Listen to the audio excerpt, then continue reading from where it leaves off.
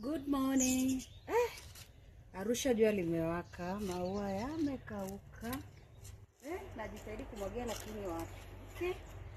Leo embo tumwagilizie hii hapa aloe vera.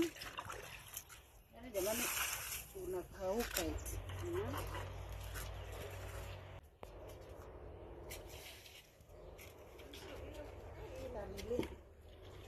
Chai. Niache hiki kitu hapa kiendelee, sijui ndio limechanua, sijui ndio limekomaa.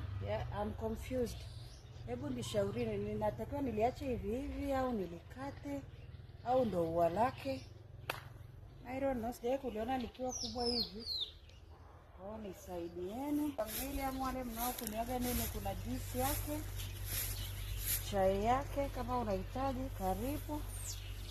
Hili hapa nimepatelekeza.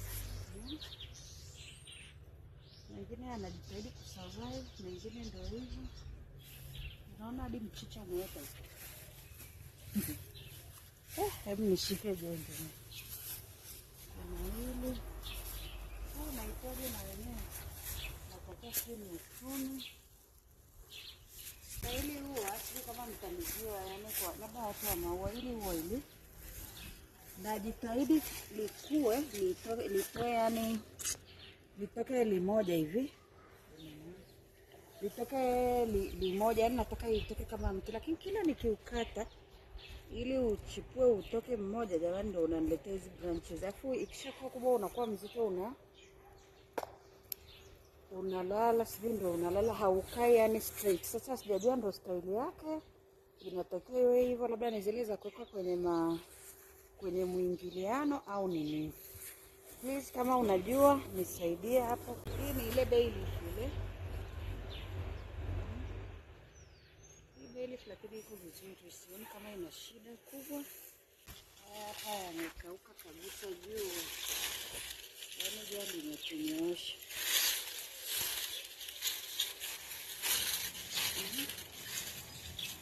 Jua limepanda moto.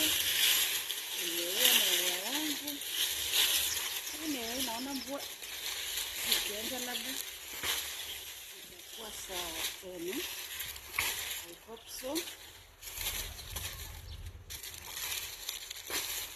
Okay, haya ni masikitiko yangu ya leo ambayo nimeamua kushare. Ngoja tuingie huko sasa tukatengeneze.